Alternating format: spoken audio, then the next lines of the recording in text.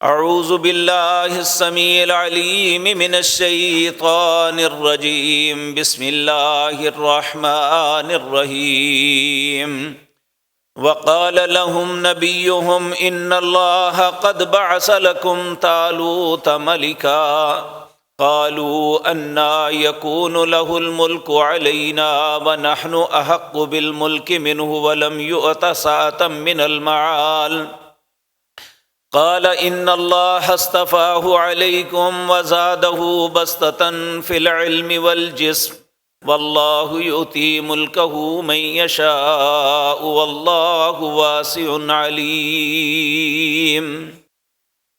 حضرات محترم، اللہ مالک نے ہم سب کو ایمان کی توفیق بخشی۔ اللہ قرآن کریم کے اندر بھی ہمیں بے شمار مرتبہ اس نام سے پکارتا ہے، یا ایھا الذین آمنو، اور یہ ایک حقیقت ہے کہ کائنات کے اندر اللہ رب العزت کی نظر میں سب سے پسندیدہ اور خوبصورت کوئی انسان ہے تو وہ اہل ایمان ہے۔ لیکن یہ بھی ایک فطرت ہے، جس طرح سب انسانوں کے قد، جسم، رنگ ایک جیسے نہیں ہوتے، اس طرح ہر انسان کا ایمان بھی ایک جیسا نہیں ہوتا۔ انسان اپنے چہرے کو نہیں بدل سکتا، جو اللہ نے بنایا ہے ویسا ہی رہے گا۔ انسان اپنے قد کو بڑھا یا گھٹا نہیں سکتا، جو اللہ نے بنایا ہے ویسا ہی رہے گا۔ لیکن ایمان کا معاملہ انسان کے اپنے اختیار کے اندر ہے، چاہے اسے بڑھا لے یا کم کر لے۔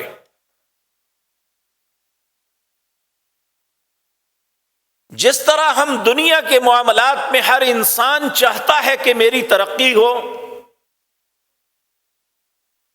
میرے معاملات بہتر ہوں، آنے والا وقت میرے لیے اچھا ہو، اس طرح میرے عزیز بھائیوں، اللہ کی نظروں میں اگر کوئی انسان پسندیدہ بننا چاہتا ہے تو اسے اپنے ایمان کو جلا بخشنی ہے۔ جس طرح اچھا پھل کھانے کے لیے انسان اپنے پودے کی اچھی پرورش کرتا ہے، اسی طرح ایک مسلمان کو اپنے ایمان کی آبیاری کے لیے کوشش کرنی چاہیے۔ اب سوال یہ پیدا ہوتا ہے کہ ایمان کیسے جلا بخشتی ہے، اس کا پودا کیسے تناور ہوتا ہے، اسے کیسے اچھا پھل لگتا ہے؟ تو میرے عزیز بھائیو، آج کی مجلس میں یہی سبق میں نے اپنے آپ کو اور آپ کے سامنے عرض کرنا ہے، تاکہ ہمیں اللہ اپنے ایمان کو مضبوط اور اچھا بنانے کی توفیق عطا فرمائے۔ اللہ اہل ایمان میں سے کسے پسند کرتا ہے؟ قرآن کریم میں اللہ رب العزت فرماتے ہیں، ان اللہ یحب المتطہرین۔ اللہ رب العزت محبت کرتا ہے اس سے جو پاک رہتا ہے۔ تو اہل ایمان کے لیے شرط اول یہ ہے کہ وہ انسان پاک رہے۔ بدنصیبی یہ ہے میرے پیارے بھائیوں، کفار نے سب سے زیادہ جو انویسٹمنٹ دنیا کے اندر کی ہے وہ ہماری پاکیزگی کو چھیننے کے لیے کی ہے۔ یہ میں بات کئی دفعہ آپ کے سامنے عرض کر چکا ہوں۔ 1932 کی بات ہے، برطانیہ کی پارلیمنٹ کا اجلاس ہو رہا تھا۔ اس وقت ان کا وزیر اعظم تھا لارڈ گلڈ سٹون۔ اس نے اپنے پارلیمانی ممبران سے پوچھا، اس وقت دنیا بھر میں اکثر و بیشتر میں برطانیہ کی حکمرانی تھی، ہمارے اس بر صغیر کے اندر بھی وہی حاکم تھے۔ اس نے پوچھا، مجھے یہ بتاؤ کہ جہاں جہاں ہماری حکومت ہے وہاں امن و امان، ہر طرح کے معاملے اچھے، لیکن جہاں جہاں مسلمان ہیں وہاں ہمیں سکون کیوں نہیں؟ اس کا وزیر تعلیم تھا لارڈ میکالے، یہ تھا تو یہودی، لیکن اس نے دوسرے مذاہب کے علوم کو بھی پڑھا ہوا تھا، جن میں اسلامی علوم پہ بھی اسے دسترس تھی، اور یہ تھا بڑا شیطان۔ اس نے کہا مسٹر پرائم منسٹر، بات یہ ہے کہ جب تک مسلمانوں کے ہاتھ میں قرآن موجود ہے یہ تمہیں سکون سے نہیں بیٹھنے دیں گے۔ اس نے بڑی رعونت اور تکبر سے کہا اگر ایسی بات ہے تو اس قرآن کو جلا دو۔ تو اس نے کہا اگر جلا بھی دو گے تو پھر بھی یہ ختم نہیں ہوگا، ان کے بچوں کے سینوں میں حفظ ہے، یہ پھر لکھ لیں گے۔ اس نے کہا پھر کوئی ایسا طریقہ سوچو کہ مسلمان قرآن سے ہٹ جائیں۔ تو میرے بھائیو، اللہ نے سورۃ انفال کے اندر یہ واضح طور پہ فرمایا تھا انما المؤمنون الذین اذا ذکر اللہ وجلت قلوبہم واذا تلیت علیہم آیاتہ زادتہم ایمانا۔ ایماندار وہ ہے جب ان کے پاس اللہ کا ذکر کیا جائے تو ان کے رونگٹے کھڑے ہو جاتے ہیں، ان کے دل ڈر جاتے ہیں، جب ان کے پاس تلاوت کی جائے ان کا ایمان بڑھ جاتا ہے۔ تو قرآن ایک ایسی چیز ہے جو ایمان کو بڑھاتی ہے۔ اس نے کہا کوئی ایسی ترکیب سوچو لوگ قرآن سے پیچھے ہٹ جائیں۔ تو یہی لارڈ میکالے کو اس کمیٹی کا انچارج بنایا گیا کہ تم کوئی ایسا پروگرام مرتب کرو۔ تو اس نے 1 سال محنت کی، اور اس کے بعد اس نے اپنی پارلیمنٹ کے اندر اپنی سفارشات جو پیش کی تھی ان میں پہلی یہ تھی مسلمان کی زندگی کا سب سے اہم جز نماز ہے، جو نماز پڑھتا ہے وہ قرآن کے ساتھ ہٹ نہیں سکتا، وہ قرآن کو ضرور پڑھے گا۔ تو کہا نماز کو چھڑانے کے لیے ضروری ہے کہ ان کے دلوں میں پاکیزگی کا خیال نکال دو۔ آج مسلمانوں کی کثیر تعداد، آپ کسی بھائی کسی بہن کو کہیں آئیں نماز کے لیے، اس کا سب سے پہلا جواب ہوتا ہے میرا لباس پاک نہیں، میرا جسم پاک نہیں ہے۔ اور یہ ایک ایسی چیز ہے انہوں نے جس طرح شیطان بڑے جال بن کے آتا ہے نا، یہ بھی شیطان کی اولاد ہے۔ انہوں نے جال اس طرح بنا کہ مسلمانوں کو لباس ایسا پہنا دو جس سے ان کی پاکیزگی قائم نہ رہ سکے، کیونکہ ان کے مذاہب میں پاکیزگی نام کی چیز ہی کوئی نہیں۔ جو لوگ یورپ جاتے آتے ہیں یا ان ممالک کے متعلق انہیں معلومات ہے، انہیں اس بات کا علم ہوگا ان کے واش روم میں پانی نہیں ہوتا، وہ ٹشو یوز کرتے ہیں یا ویسے ہی کچھ نہیں۔ بدقسمتی سے جو ہمارے اسلاف، ہمارے بزرگ، کبھی انہوں نے اپنے کپڑے کو پلید نہیں ہونے دیا تھا، کبھی انہوں نے پانی کے بغیر پیشاب پخانہ نہیں کیا تھا، آج نہ چھوٹا نہ بڑا، نہ پڑھا نہ ان پڑھ، کوئی حیا باقی نہیں رہی۔ ہمیں کسی کو احساس نہیں کہ پاکیزگی کی کوئی چیز ہے، حتیٰ کہ کوئی گندا پانی کھڑا ہو، آنے والا آ رہا ہے، اسے احساس ہے کہ پانی گندا ہے، اس بدتمیز نے خود تو نماز نہیں پڑھنی کہ اسے احساس ہو، لیکن وہ دوسروں کو بھی پلید کر دیتا ہے، اس کا ضمیر اسے ملامت بھی نہیں کرتا کہ تو نے کتنی بڑی خباثت کی ہے۔ تو میرے عزیز بھائیو، ضروری امر ہے اگر ہم اپنے ایمان کی حفاظت چاہتے ہیں، اپنے ایمان کی بقا چاہتے ہیں، اپنے ایمان کی جلا چاہتے ہیں، اس کی بڑھوتری چاہتے ہیں، تو سب سے پہلی بنیاد ہے، اس کا بیج ہے ایمان کا، انسان اپنے آپ کو پاک رکھے. پاک صرف لباس ہی نہیں، نظریں بھی پاک ہوں، زبان بھی پاک ہو، کانوں کی سماعت بھی پاک ہو. اور یقین جانیے، آپ ایک دن کوئی غلط بات نہ سنیں، اس کی طرف نہ جائیں، کوئی غلط چیز نہ دیکھیں، کوئی غلط بات نہ کریں. آپ اپنے من کی کیفیت اس دن دیکھیں، اور ایک دن جب آپ نے اپنے آپ کو لوز چھوڑ دیا، جو من میں آیا کیا، دونوں دنوں کی کیفیت کا موازنہ کریں تو آپ کو احساس ہوگا کہ یہ نہ کرنے سے روح کتنی پاک ہوتی ہے، اور یہ سب کچھ کرنے سے انسان کتنی غلاظت میں مبتلا ہوتا ہے. لیکن ہمیں احساس نہیں ہے، اس کو ہم نے زندگی کی ضرورت ہی نہیں سمجھا کہ ایک مسلمان کے لیے پاکیزگی کتنی ضروری ہے، کہ اس کا لباس پاک ہو، اس کا جسم پاک ہو. بلکہ میرے پیارے بھائیوں، انسان کی فطرت کے اندر ہے، وہ مرد ہے یا عورت، وہ جنابت کی حالت میں بعض اوقات ہوتا ہے.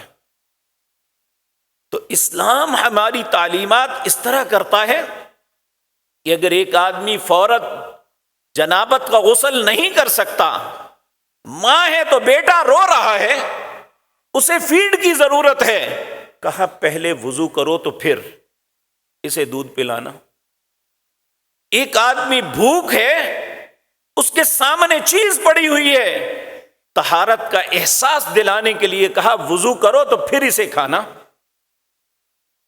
جب ہم یہ سب کچھ نہیں کرتے، یعنی جنابت کی حالت میں ماں بچوں کو دودھ پلا دیتی ہے، ہم پاس پڑی ہوئی چیز کو کھا لیتے ہیں، تو جس طرح ہمارا معاملہ ہے اسی طرح ہمارے کھانے کا معاملہ ہو جاتا ہے.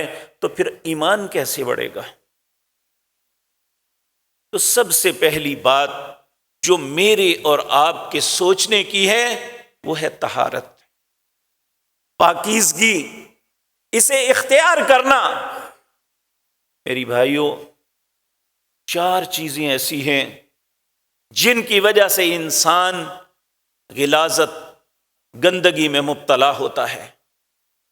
آنکھ، زبان، کان اور دل. یہ چیزیں ہیں جو انسان کو پاکیزگی کی طرف بھی لاتی ہیں اور انسان کو غلاظت کی طرف بھی لے جاتی ہیں. نبی کریم ان 4 کی طہارت کے لیے اللہ سے دعا بھی مانگا کرتے تھے. اس لیے مجھے اور آپ کو ان چیزوں کی طہارت کی اللہ سے التجا کرنی چاہیے، کیونکہ اس زمانے میں تو اتنے وسائل نہیں تھے، اس زمانے میں برائی کے اتنے ذرائع نہیں تھے. آج تو ہماری پاکٹ میں برائی پڑی ہوئی ہے، جو مرضی دیکھ سکتے ہیں ہم، جو مرضی سن سکتے ہیں ہم، جو مرضی کر سکتے ہیں، جس سے مرضی رابطہ کر سکتے ہیں. اس لیے آج زیادہ ضرورت ہے کہ اللہ رب العزت کی پناہ طلب کریں شیطان مردود سے، کہ اللہ ہماری آنکھوں کو خیانت سے پاک رکھے، ہماری زبان کو جھوٹ سے، غیبت سے، بہتان ترازی سے، گالی گلوچ سے پاک رکھے، ہمارے کانوں کو جھوٹ سننے سے اور بری باتیں سننے سے، گالی گلوچ سننے سے ہمیں ہمارے کانوں کو محفوظ رکھے، اور گانے بجانے سے محفوظ رکھے. اسی طرح ہمارے دل کو نفاق سے محفوظ رکھے. نفاق کیا ہوتا ہے؟ ہم سمجھتے ہیں نفاق یہ ہے جس نے میری مرضی کے مطابق بات نہیں کی یہ منافق ہے. جی، نفاق یہ ہے کہ انسان بظاہر اسلام کا دم برتا ہے، اللہ کو رب مانتا ہے، اس کے رسول کی رسالت کا اقرار کرتا ہے، قرآن کو کتاب حق تسلیم کرتا ہے، لیکن اس کے احکامات کو نہیں مانتا، زبان سے بڑی باتیں کرتا ہے. اللہ رب العزت اہل ایمان کو بڑے پیار سے سمجھاتے ہیں، یا ایھا الذین آمنو، اے وہ لوگوں جو ایمان کے دعوے دار ہو، لم تقولون ما لا تفعلون، جو تم کرتے نہیں وہ کہتے کیوں ہو؟ کبر مقتا عند اللہ ان تقولوا ما لا تفعلون، اللہ کے نزدیک بدترین بات یہ ہے کہ تم جو کہتے ہو وہ کرتے نہیں ہو۔ اب اگر اللہ کے نزدیک یہ بدترین بات ہے تو مجھے اور آپ کو اپنا جائزہ لینا چاہیے نا۔ ہم جو کہتے ہیں وہ کرتے ہیں؟ اگر نہیں کرتے تو پھر یقین جانیے یہ ایمان کبھی بھی جلا نہیں پائے گا۔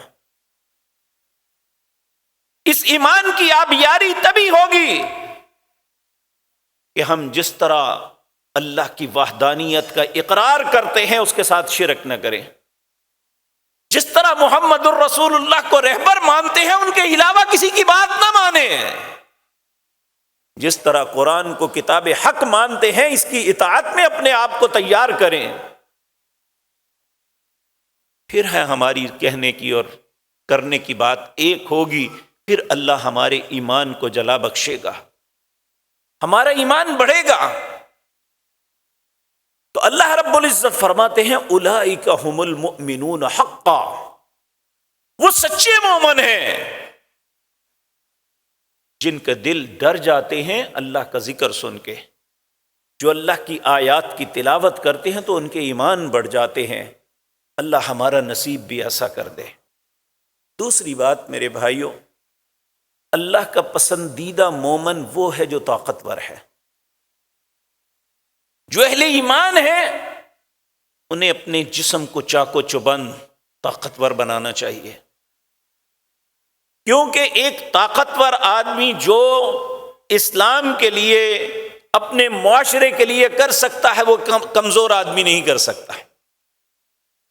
میں نے جو آیات آپ کے سامنے پڑھی ہیں یہ دوسرے پارے کے آخر کی آیات ہیں۔ بنی اسرائیل کے اندر ایک ایسا وقت آیا جب ایک بادشاہ تھا جالوت، وہ بہت ظلم و ستم کرتا تھا، بنی اسرائیل بہت ہی اس کے ظلم کا شکار تھے۔ تو بنی اسرائیل نے اس وقت اپنے نبی سے کہا، جو بھی تھا، اللہ نے اس نبی کا نام نہیں لیا، انہوں نے اپنے نبی سے کہا کیوں نہ تم ہمارے لیے ایک بادشاہ مقرر کرو، ہم اس کی معیت میں جہاد کریں، اس کے خلاف مقابلہ کریں۔ جب انہوں نے مطالبہ کیا تو نبی نے پہلے انہیں کہا کہ جب میں نے یہ سب کچھ کر دیا تو تم بھاگ جاؤ گے، کئی پیچھے سے کھسک جائیں گے۔ انہوں نے کہا نہیں جی، ہمارے ساتھ اتنا ظلم ہو رہا ہے، ہمیں ہمارے گھروں سے نکال دیا گیا، ہمیں ہمارے بچوں سے الگ کر دیا گیا، ہمارے بچے قید کر لیے گئے، ہم کیوں نہیں لڑیں گے، آپ بادشاہ مقرر کریں۔ تو وقال لهم نبیہم ان اللہ قد بعث لکم طالوت ملکا،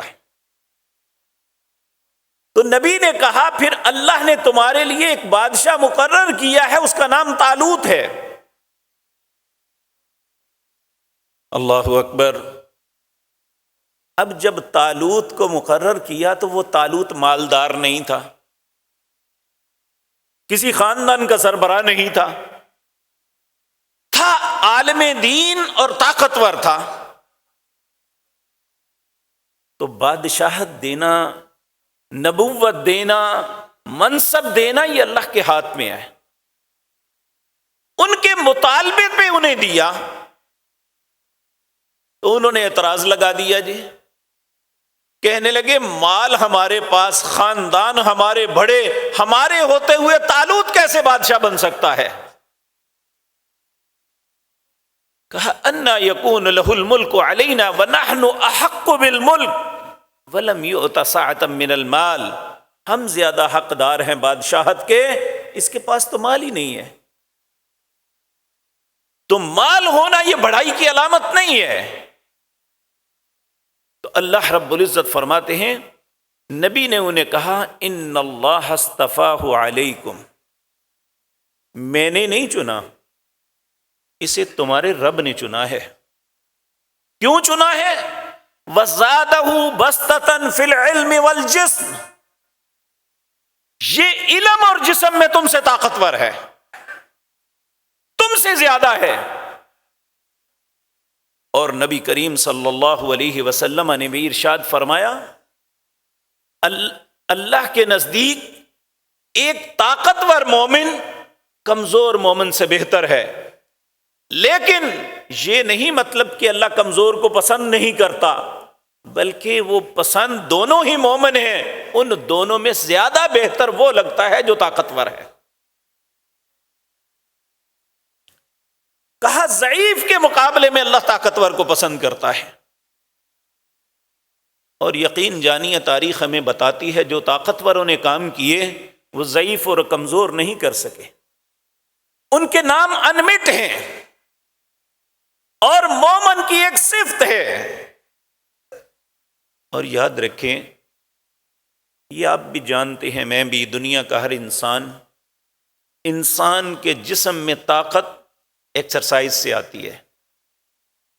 تو اسلام میں نے تو اتنی خوبصورت ایکسرسائز انسان کو دی ہے، یہ کسی کلب کو جوائن نہ بھی کرے، صبح اٹھ کے تہجد پڑھے تو اگر انسان 11 رکعتیں پڑھتا ہے تو 22 مرتبہ وہ سجدے میں جاتا ہے، 11 مرتبہ وہ رکوع کرتا ہے، 11 مرتبہ قیام کرتا ہے، کئی مرتبہ وہ تحیات بیٹھتا ہے۔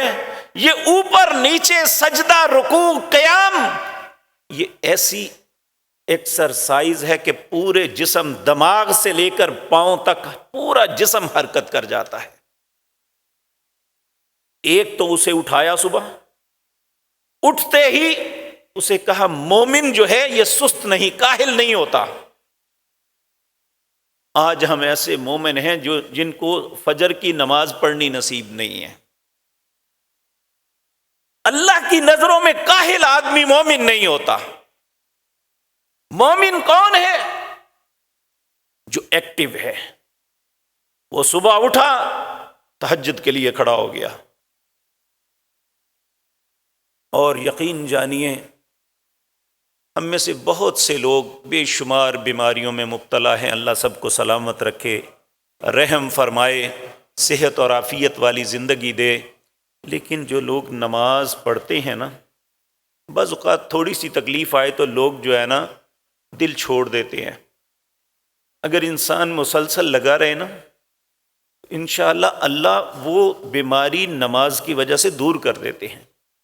حضرت عبداللہ بن عمر رضی اللہ تعالیٰ عنہ، آپ کی نظر خراب ہو گئی آخری عمر میں۔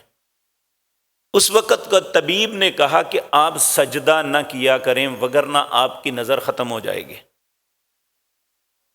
تو سیدنا عبداللہ نے پتہ کیا جواب دیا تھا؟ اگر مجھ جیسا ایماندار ہوتا نا تو کہتا ٹھیک ہے جی ڈاکٹر صاحب، آپ جو نے کہا ہے نا، میں نے نظر بچانی ہے، سجدہ کرنا ہے یا کر لیں، نہیں تو نہ صحیح۔ سیدنا عبداللہ کہنے لگے یہ نظر جاتی ہے تو جائے، میں نے سجدہ نہیں چھوڑنا۔ یہ مومن کی دلیری ہے، یہ ایسا دلیر بزدل نہیں ہوتا مومن۔ اور اللہ رب العزت جانتا ہے سیدنا عبداللہ بن عمر رضی اللہ تعالیٰ عنہ کی نظر زائل نہیں ہوئی تھی۔ کئی لوگ نبی نہیں ہو جاتے ہیں، ڈاکٹر نے کہا تھا تم نبی نہیں ہو جاؤ گے، اور یقین جانی آج تو 7-8 سال پہلے کی بات ہے، میرا گلا بڑا خراب ہو گیا، یہاں صداقت اسپتال ہے، وہاں ایک اسپیشلسٹ آئے تھے ان دنوں ہی، انہوں نے مجھے کہا کہ اگر بولنا نہ چھوڑا تو یہ گلا بند ہو جائے گا۔ رمضان کی بات تھی، میں نے کہا اللہ کے سپرد، بند ہوتا ہے تو ہوتا رہے، شاید وہ زندہ ہیں یا نہیں مجھے نہیں پتا، اللہ انہیں سلامت رکھے، لیکن میں آج تک بول رہا ہوں الحمدللہ۔ اور یقین جانیے ہمیں اللہ کی اطاعت میں جو بات کر رہے ہیں یا کام کر رہے ہیں وہ ہمیں نقصان نہیں دے سکتا،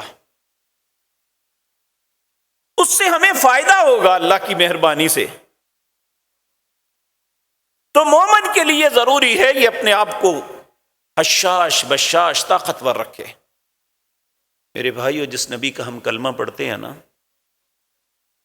ایک وقت ایسا آیا مدینہ منورہ میں، روم کو جب دوبارہ کسریٰ پہ فتح مل گئی تو روم کے حاکم کی نظروں میں مسلمان کھٹکنے لگے۔ اس نے غسان کے بادشاہ کو کہا جس طرح ممکن ہے اس کی طاقت کو توڑ دو۔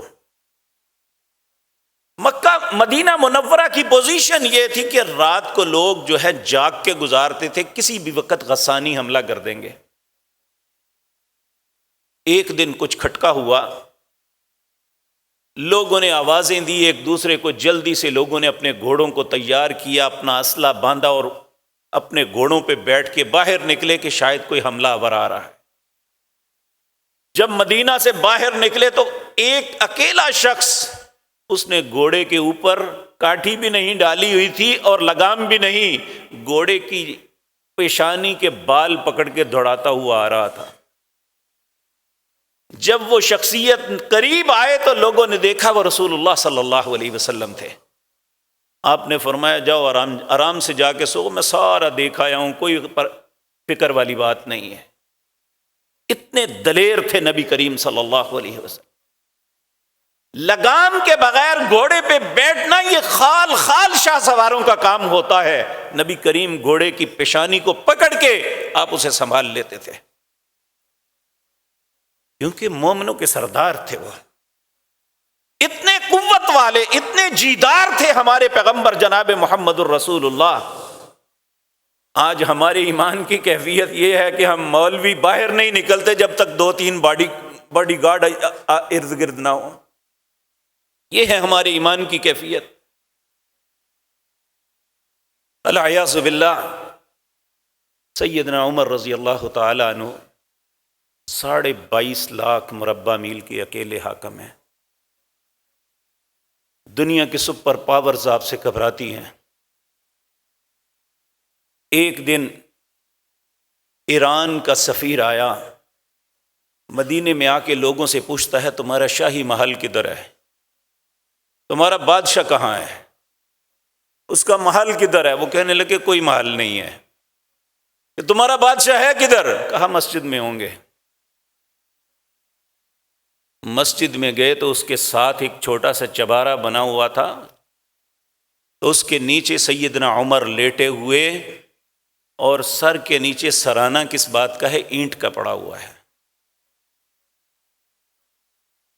اور میرے بھائیوں، مومن کے ساتھ اللہ کرتے کیا ہیں؟ ایک تاریخ میں ایک یہ واقعہ لکھا ہوا ہے کہ دھوپ سیدنا عمر کے چہرے پہ پڑ رہی تھی، اور ایک پھنیر سانپ وہ اپنا پھن پھیلا کے آپ کے چہرے پہ سایہ کیے ہوا تھا۔ جب ایران کے سفیر نے دیکھا تو کہنے لگے یہ ہے تمہارے حاکم؟ اور اس نے کہا اللہ کی قسم ان کو کوئی شکست نہیں دے سکتا۔ یہ تھے ہمارے اسلاف۔ میرے عزیز بھائیوں، اللہ کے پاک پیغمبر صلی اللہ علیہ وسلم آپ اللہ سے ہمیشہ اس بات کی دعا مانگا کرتے تھے، اللہم انی اعوذ بک من الکسل، اے اللہ سستی اور کاہلی سے تیری پناہ مانگتا ہوں۔ آج ہم میں سے کتنے مسلمان ہیں جو روزانہ یہ مسئلہ پوچھتے ہیں، جی اگر فجر کی نماز سورج اگنے کے بعد اٹھے تو پھر؟ اسی کا نام سستی ہے۔ میرے بھائیوں، ایک شخص جسے دنیا پوری کا مال و دولت مل جائے نا، اللہ کی نظروں میں وہ بندہ بہتر ہے جس کے پاس کھانے کے لیے لقمہ نہیں ہے، لیکن اس نے فجر سے پہلے 2 سنتیں ادا کر لی۔ اللہ کی نظروں میں وہ دنیا کے سب سے زیادہ بادشاہت والا انسان اس سے بہتر وہ بھوکا ہے اللہ کی نظر میں، کیونکہ وہ سست نہیں ہے۔ ادب کی کتابوں میں ایک واقعہ لکھا ہے، ایک دن رات کو بادشاہ کو نیند نہیں آ رہی تھی، وہ اٹھا، اپنی چھت پہ چلا گیا، سردی بڑی شدید سردی تھی، چہل قدمی کرتا کرتا اپنی فصیل کی دیوار کے پاس جا کے کھڑا ہوا تو اس کے محل کے ساتھ ایک ٹوٹی ہوئی کٹھیا تھی، جھونپڑی تھی۔ اس نے اپنے ساتھ پہرے داروں کو پوچھا یہ کون ہے؟ کہنے لگی جی ایک بزرگ آدمی ہے، بوڑھا آدمی ہے، ضعیف سا، یہاں رہتا ہے کئی سالوں سے۔ اچھا، صبح ہی سے میرے پاس لے کے آنا۔ جب صبح ہوئی تو اس بوڑھے انسان کو، اس غریب، اس مفلس کو پکڑ کے سپاہی بادشاہ کے دربار میں لے آئے۔ بادشاہ اسے پوچھنے لگا بھائی کس طرح زندگی بسر کرتے ہو تم؟ اس نے کہا کیوں، کیا ہوا؟ کہا اتنی شدید سردی میں تیری رات کیسی گزری؟ اس نے جو جواب دیا بڑا عجیب تھا، کہنے لگا بادشاہ کچھ تو تیری جیسی، کچھ تجھ سے بھی بہتر۔ وہ ایک دم تعجب میں آ گیا، یہ کیا کہہ رہا ہے؟ کہنے لگا میری جیسے کیسے، میری جیسی کیسے اور مجھ سے بہتر کیسے؟ کہنے لگا جب رات ہوئی تو بھی سو گیا، میں بھی سو گیا، تو مخمل پہ بستر پہ سو گیا، میں زمین کے اوپر سو گیا، نیند تجھے بھی آ گئی، نیند مجھے بھی آ گئی، تو ساری رات سویا رہا، میں رات کو اٹھ کے اپنے مالک سے باتیں کرتا رہا، جو رات میرے مالک کے ساتھ راز و نیاز میں گزری وہ تجھ سے بہتر تھی۔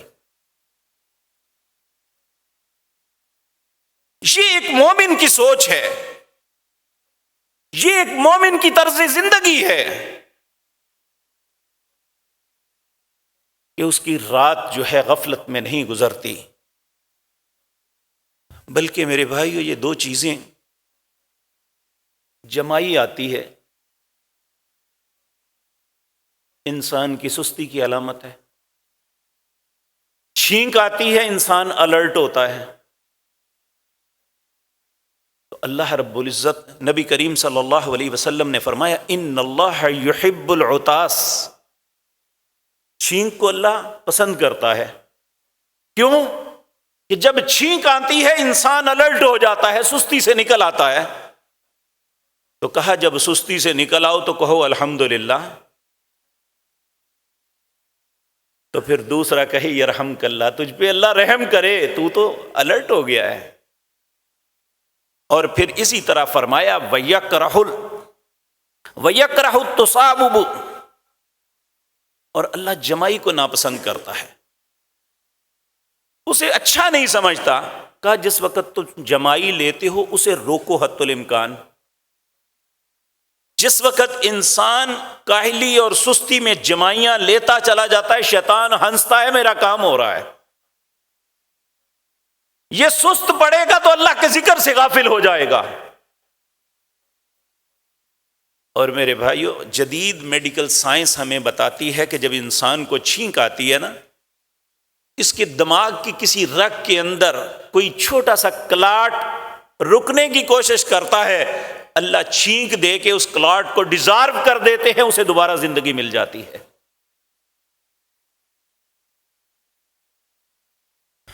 میرے عزیز بھائیو، مومن اسے دلیر ہونا چاہیے، بزدل نہیں ہونا چاہیے۔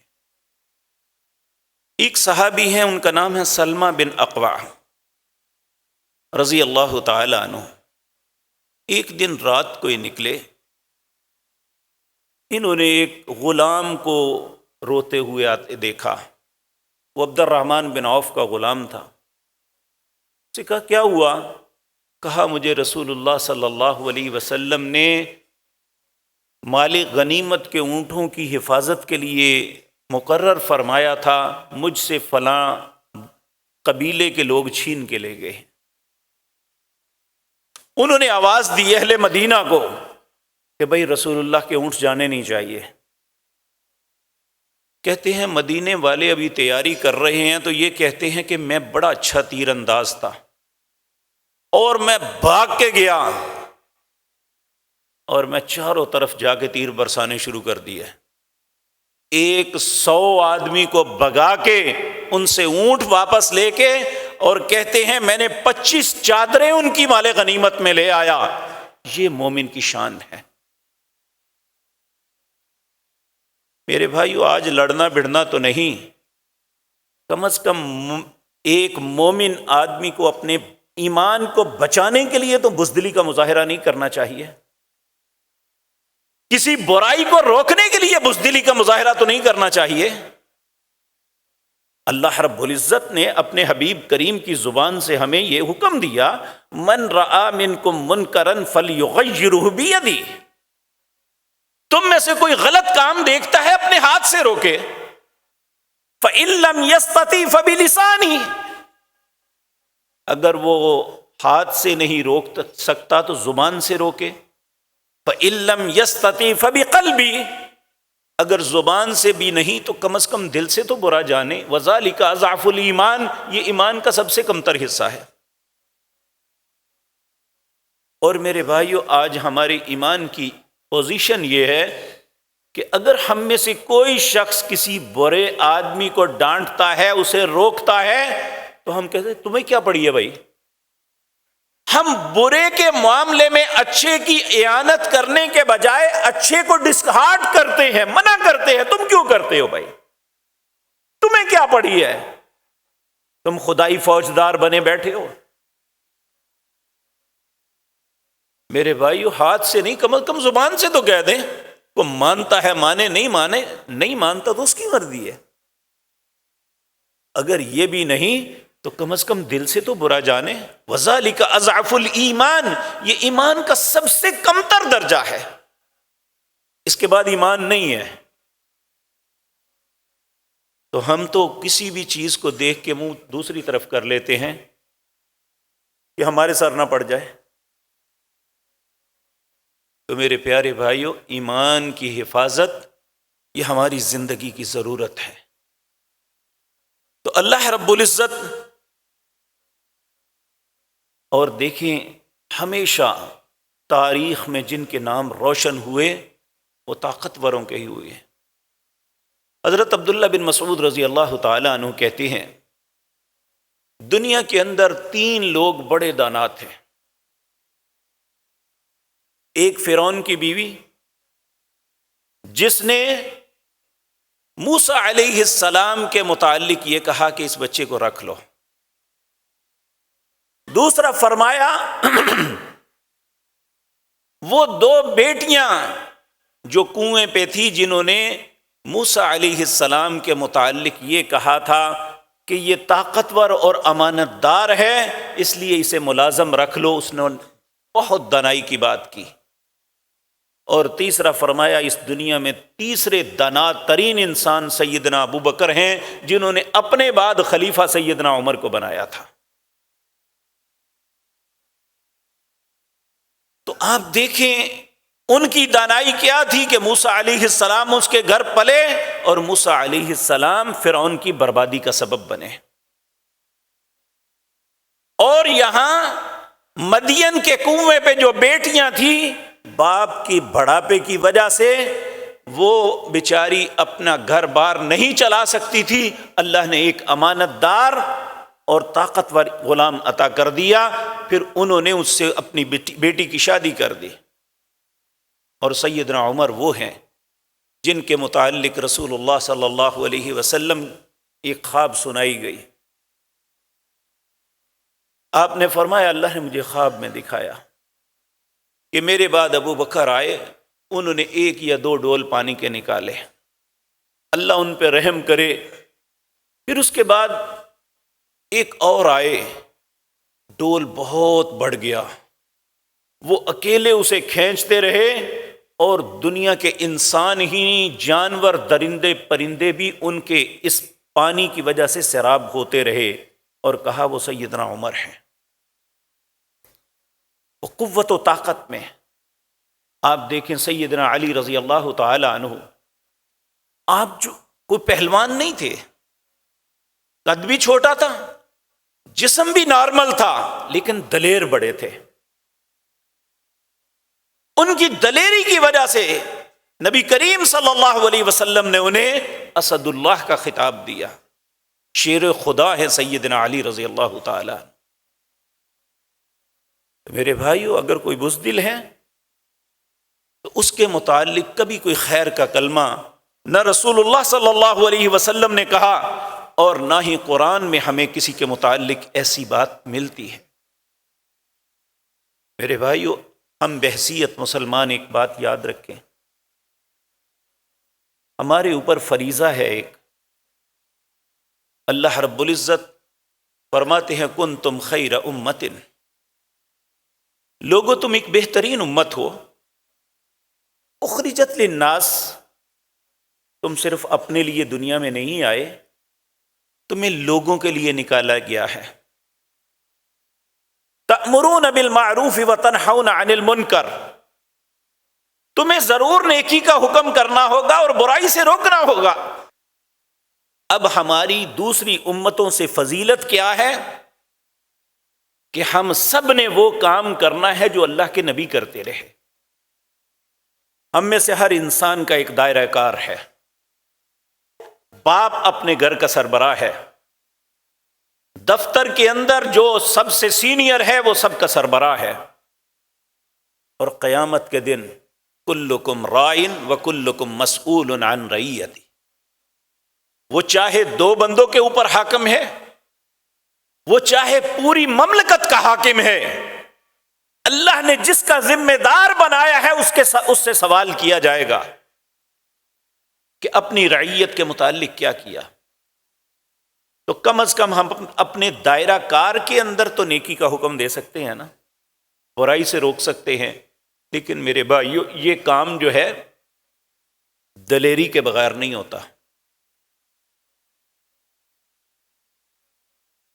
اور اہل ایمان کو اللہ نے یہ نعمت بخشی ہے، اور یقین جانیے کہ بعض اوقات بعض لوگ ایسے ہیں جو اسی معاشرے کا حصہ ہے، نہ وہ عالم دین ہے، نہ انہوں نے کسی مدرسے سے پڑھا ہوا ہے، لیکن وہ بڑی جرت کے ساتھ اپنے معاشرے میں رہتے ہیں، ہر برائی کے آگے کھڑے ہوتے ہیں، اور ہر نیکی کے معاملے میں لوگوں کی معاونت میں سب سے آگے بڑھ کے نظر آتے ہیں، اور ہمیں خود ان کے سامنے اپنے آپ کو چھوٹا محسوس کرتے ہیں کہ یہ کتنا اچھا انسان ہے۔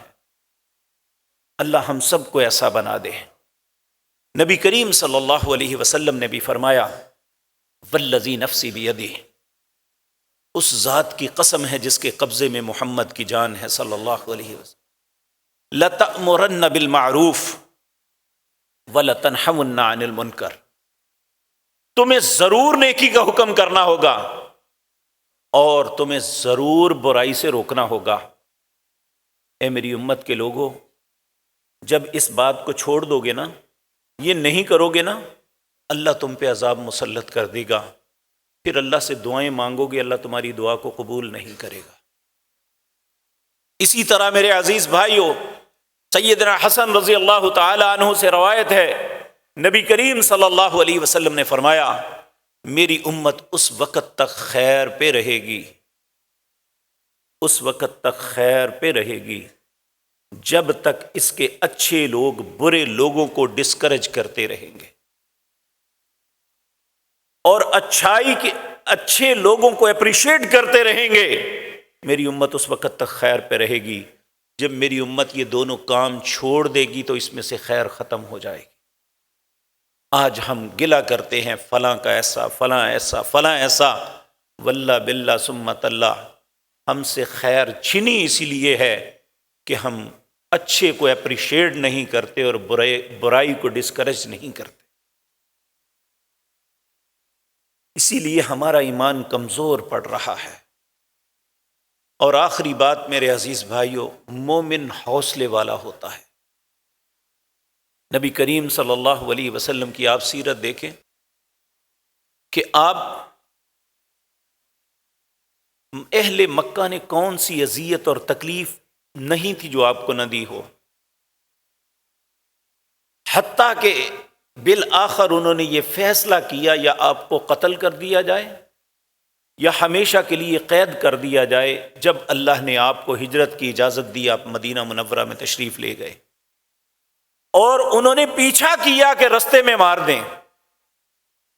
جس کی اللہ حفاظت کرے اسے کون کچھ کر سکتا ہے۔ پھر مدینے میں بھی آرام سے نہیں بیٹھنے دیا، 3 دفعہ حملہ آور ہوئے مدینے میں، پہلے بدر، پھر احد میں، پھر احزاب میں۔ پھر احزاب کے معاملے میں نبی کریم نے فرمایا آج کے بعد یہ نہیں، ہم ان پہ جائیں گے۔ ہجرت کے 8ویں سال مکہ فتح ہوا، 10,000 مسلمانوں کا لشکر مکہ میں داخل ہو رہا ہے، نبی کریم بھی تشریف لے گئے، بغیر کسی مزاحمت کے پورا شہر فتح ہو جاتا ہے۔ یہ دن نبی کریم کی زندگی کا سب سے خوشی کا دن تھا، اور آپ مکے میں داخل ہوئے، طواف کیا، پہلے بتوں کو توڑا، جو بھی وہ ایک لمبی بحث ہے۔ پھر آپ بیت اللہ کے دروازے پہ کھڑے ہوئے تو سب لوگ ڈرے ہوئے بیت اللہ کے صحن میں ہے، نبی کریم کا کفار کے ان ظالم اور جابر لوگوں پہ نظر پڑی تو کہا بتاؤ آج تمہارے ساتھ کیا سلوک کروں۔ انہوں نے سورت یوسف سنی ہوئی تھی، کہنے لگے ہم اسی سلوک کا توقع رکھتے ہیں جو یوسف علیہ السلام نے اپنے بھائیوں سے کیا تھا۔ تو نبی کریم بھی پورے حوصلے کے ساتھ فرمانے لگے، جب کہ ساری باتیں یاد تھی، گلے میں کپڑا ڈالنا، آپ پہ اوجڑی رکھ دینا، سیدنا ابو بکر کو مارنا، حضرت بلال کو گھسیٹنا، کیا کچھ تھا وہ جو انہوں نے نہ کیا ہو۔ اور مومن اتنے حوصلے والا ہوتا ہے، کہا لا تثریب علیکم اليوم وانتم الطلقاء، چاہو آج کے بعد تمہیں نہیں پوچھوں گا، چاہو تم آزاد ہو، کسی قسم کی باز پرس نہیں ہوگی۔ یہ مومن کا حوصلہ ہوتا ہے کہ کوئی کتنی ہی زیادتی کر دے، جب وہ معافی کے لیے آئے تو وہ معاف کر دیتا ہے۔ تو میرے عزیز بھائیو، مومن حوصلہ مند ہوتا ہے، اور حوصلہ ایک یہ بھی ہے کہ دنیا میں ہمیشہ نعمتیں نہیں، کسی وقت آزمائش بھی آ جاتی ہے۔ اگر ایمان پختہ ہو تو اس مصیبتوں پہ صبر کرتا ہے، اللہ کہتا ہے ان ذالک لمن عزم الامور، صبر کرنا حوصلہ مندوں کا کام ہے، اور حوصلہ مند ایماندار کے علاوہ کوئی نہیں ہوتا۔ آپ یہ بات جانتے ہیں، اس دنیا کے اندر، اس گلوبل ولیج کے اندر، جاپان ایک ایسا ملک ہے جو سب سے پرامن ہے، سب سے مالدار لوگ ہیں، ہر آدمی جو ہے امن کی زندگی بسر، لیکن خودکشی کی ریشو سب سے زیادہ ہے۔ چھوٹی سی تکلیف بھی نہیں برداشت کر پاتے، کیوں؟ ایمان کی نعمت نہیں ہے۔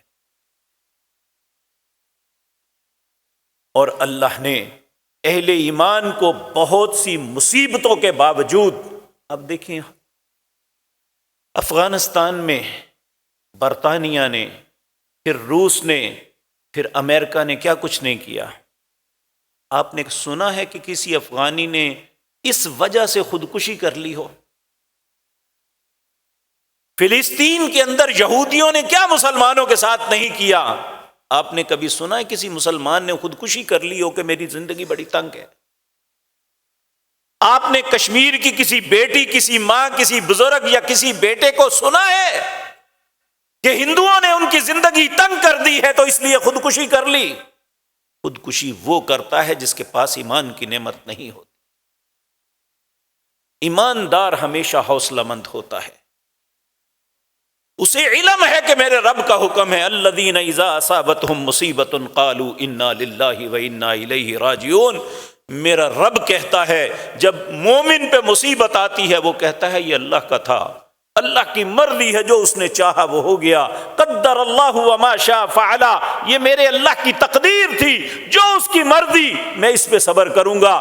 جب وہ صبر کرتا ہے اللہ کہتے ہیں اولئک علیہم صلوات من ربہم ورحمہ، میں اس پہ درود بھیجوں گا، میری رحمتوں کا مستحق بنے گا، واولئک هم المہتدون، یہی تو ہدایت یافتہ انسان ہے۔ تو اللہ مالک ہمیں ایماندار بنا دے، اللہ ہمارے ایمان کو جلا بخش دے، ایمان کو ترقی دینے کے لیے جو رستے ہیں اللہ ہمیں ان رستوں پہ چلنے کی توفیق عطا فرمائے۔ اقول قولی ھذا واستغفر